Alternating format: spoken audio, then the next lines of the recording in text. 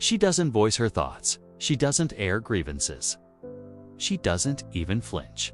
She simply observes, her expression serene, her smile unwavering, her tone gentle and unchanging. Yet, beneath that tranquil exterior, there's a mind at work, precise, analytical, quietly orchestrating. She's not just present, it's laying down invisible markers, subtle boundaries, and silent signals throughout your shared moments. You won't notice them, not at first, but they're there, woven into the fabric of your interactions.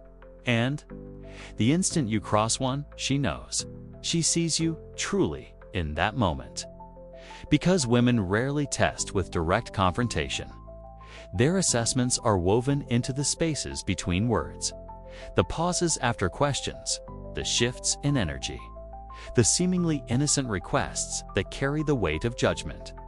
She isn't seeking to be pleased. She's not looking for you to fail either. What she wants is to see the architecture of your character. Will it stand firm, or will it crumble under the illusion of choice? The truth, as the great strategists of history understood, is that in the realm of power, the compliant man follows orders, but the man of substance shapes reality itself. A woman wants to know, is she beside a man who can command the moment, or will she be forced to take the helm herself?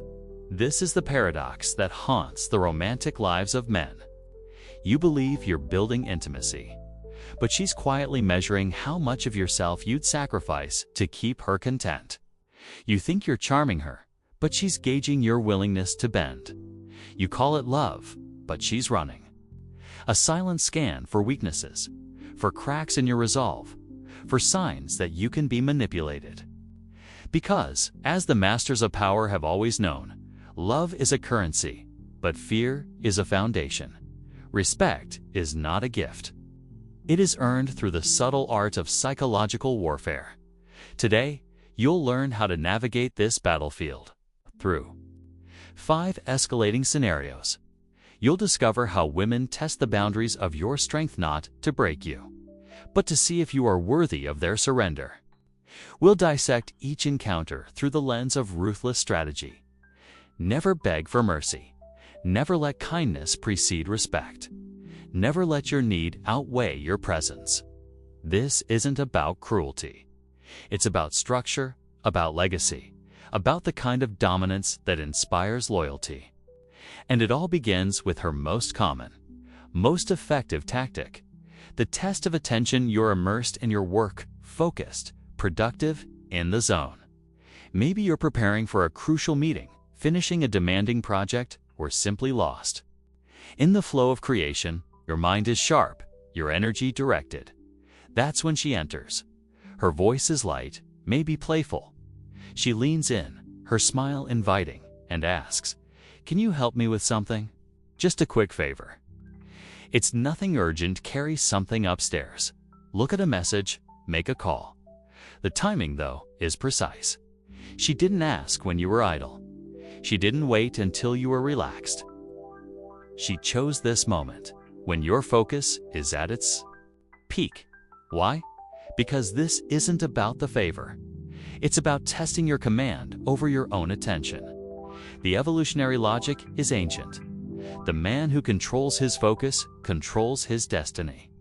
The one who can't be swayed by distraction is the one who leads. Women sense this instinctively. When she interrupts your concentration, she's not trying to sabotage you. She's unconsciously checking. Does your mission come before your desire to please her?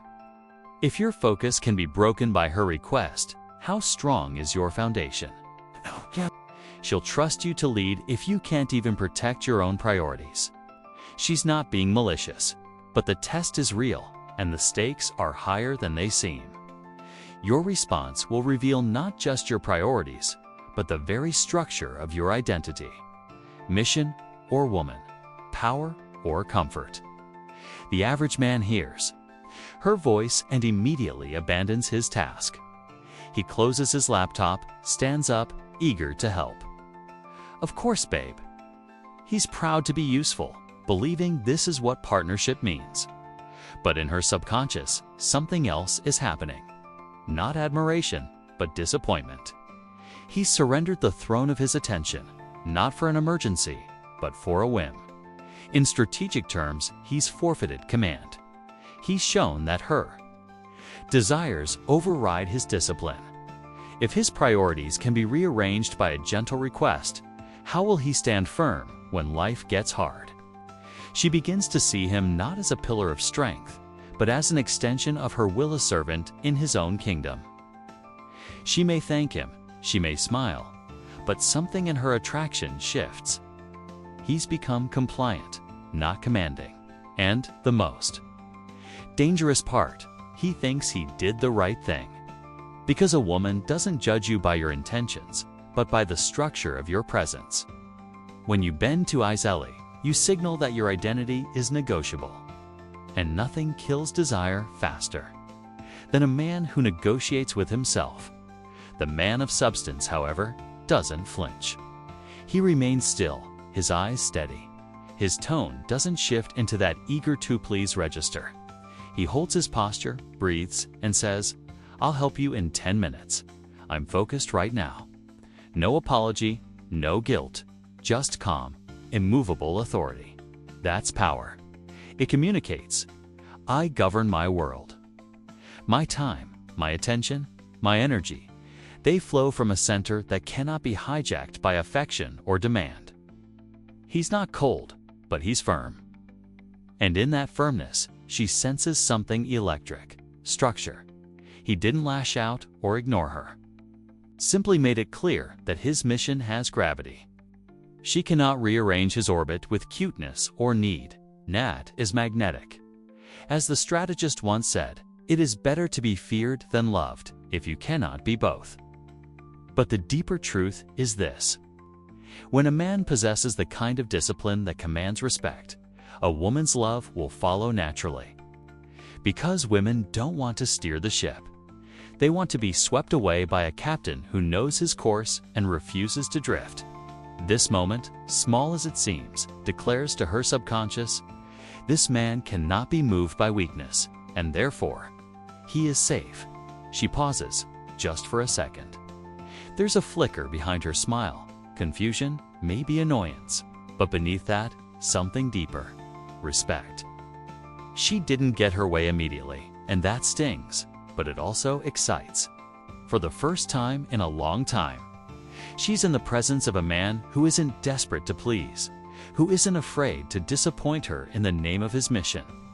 Something ancient stirs within her, desire to be led, not controlled, but guided. She realizes, perhaps not consciously, that this man leads not just with words, but with self-mastery. She walks away, maybe playfully annoyed, but inside, her imagination is on fire. Who is this man who resists her softness? Why does his calm boundary make her heart race? What began as a simple request has become fascination. He's no longer the nice guy, he's something else rare, unshakable. A man with a mission. And in her silence, she smiles. The test of jealousy are out together, a bar, a party, or just scrolling through your phones side by side. The night is easy, the mood light. Then, with surgical precision, she drops a name. Maybe it's someone from her past, maybe just a vague reference. I used to talk to a guy like that. She doesn't linger. She doesn't make a scene. She just lets the name hang in the air, watching you. This is the bait. She's not boasting or confessing. She's sending a psychological flare, waiting to see what burns. If your power is real, you'll remain composed. If your ego is fragile, if your sense of self depends on her exclusivity, this is where you'll falter. This tactic is primal. Jealousy is a measure of a man's inner hierarchy. If you can be emotionally hijacked by the idea of competition, it signals you're still governed by external threats. Women want to feel chosen, but more than that, they want to know they've been chosen by a man who doesn't need to fight for validation. A king doesn't flinch at the mention of past suitors. He knows who he is, and she knows it too. So she tests not to hurt you, but to gauge your status. Are you only confident when things are easy? Or can you hold your ground when the storm is hinted at? The average man takes the bait. His body tenses, his jaw tightens, his tone sharpens. Oh yeah, who was he? He tries to sound casual, but the tremor is there. He asks too many questions, tries to read her every expression. His mind floods with comparisons, imagined threats. Suddenly, he's no longer in control. He's spiraling. What she sees isn't just insecurity, it's exposure. The illusion of strength dissolves, revealing a man who can't maintain emotional sovereignty. A man who is secretly terrified of not being enough. What began as a light-hearted evening becomes an emotional audit, even if he tries to hide it. She knows. She sees the defensiveness, the subtle withdrawal, the interrogation disguised as curiosity. And what was meant to be a test of depth reveals his emotional shallowness. He's given her power. He's let her control the narrative. Worst of all, he's shown that her past can still haunt him. A man of power never lets ghosts disrupt his present. He is immune to shadows. She says the name, drops the reference, and watches you. You remain unmoved. You sip your drink, smirk, and say, "Poor guy. Bet he still thinks about you." Then you change the subject, or return to what you were doing. Completely unbothered, not performatively aloof, but genuinely unconcerned. That's power. Because this isn't just about ignoring her words. It's about subcommunicating. I do. Not compete with ghosts. I am the present. I am the standard. I don't need to interrogate you to feel secure. Your past doesn't threaten me. It confirms what I already know. You were always searching for someone like me.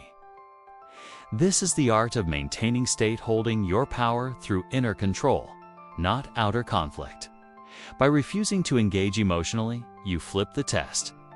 Now she's wondering if you care, if you're jealous, if maybe you've already decided. Your value is too high for games. That reversal is surgical. The frame shifts. Now she's the one reaching. You become scarce not physically, but psychologically. The smile she gave when she said the name fades. She's not disappointed, she's curious. The reaction she expected never came.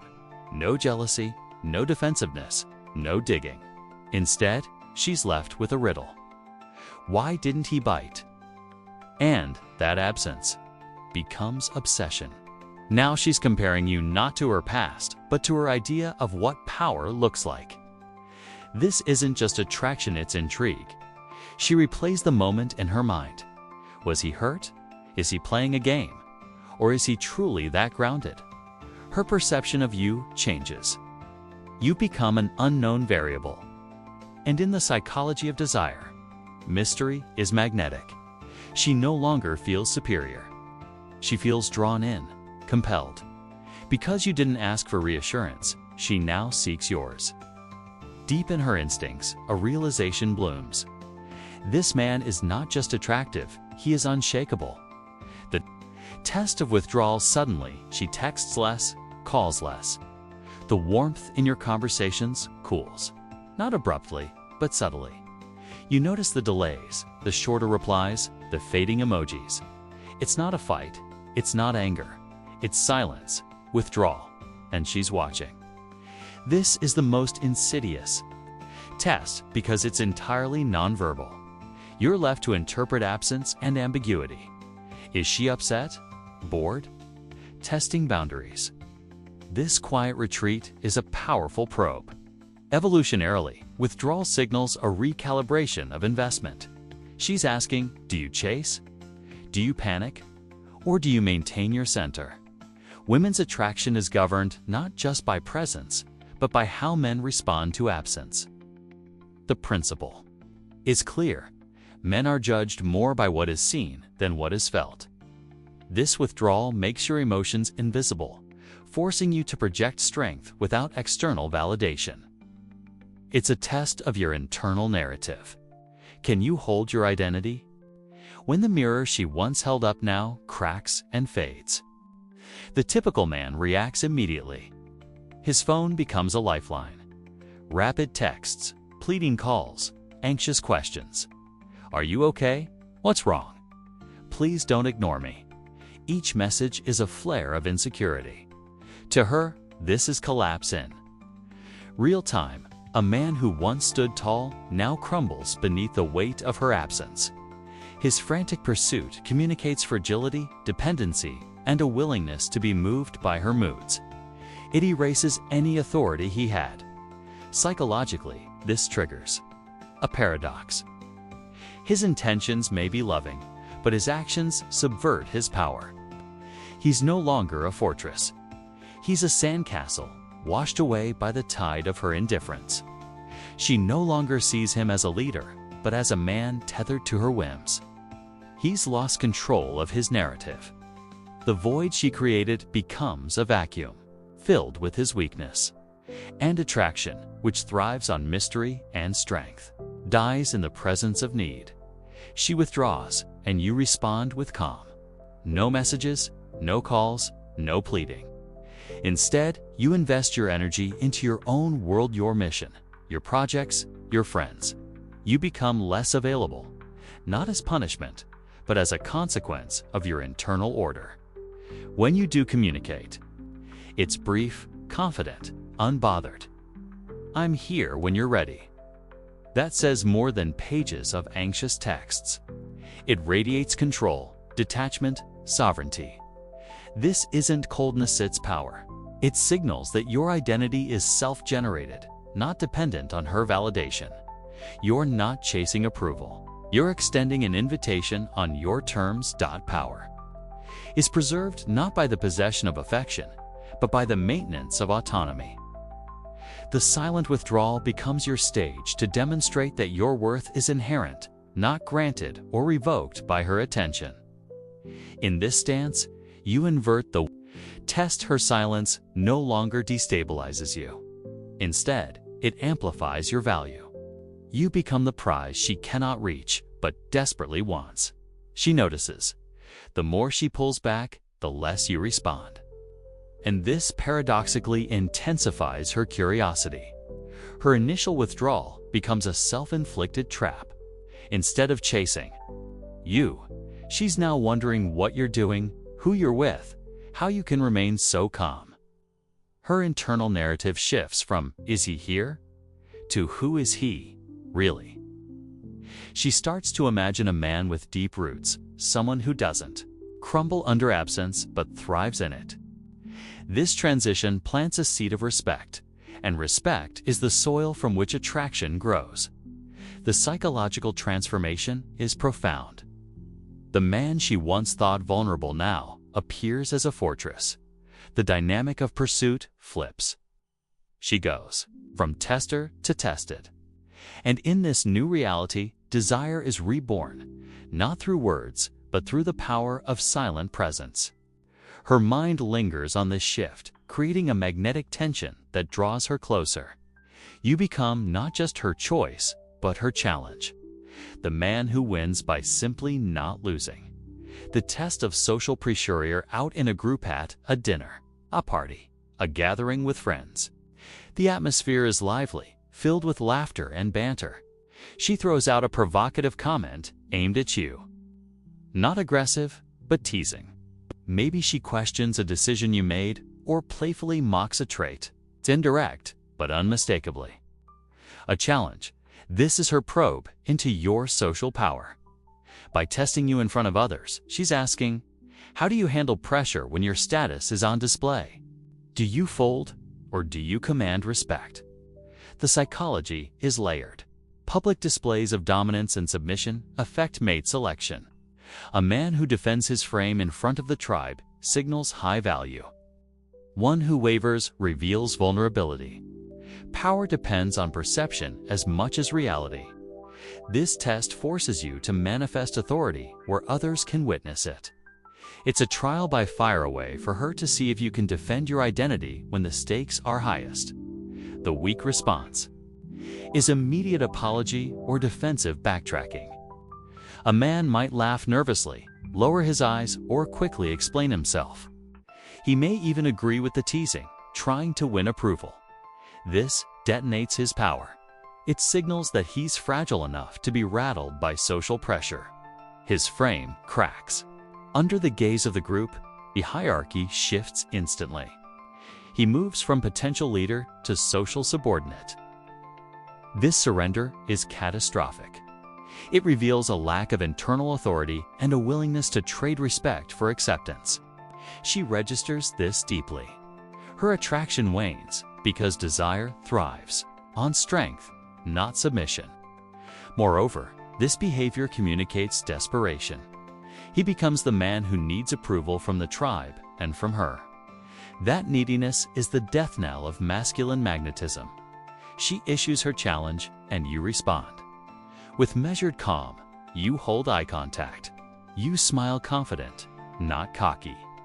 You don't over-explain or justify. Maybe you respond with a light, disarming comment that subtly reasserts your frame. I prefer making my own mistakes, or simply, noted. This shows two things.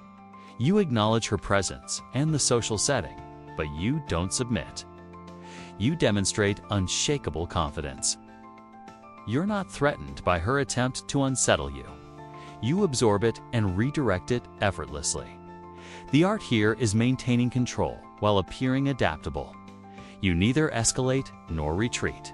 You hold your ground, signaling psychological sovereignty. This reaction reverberates socially. Others sense your calm strength.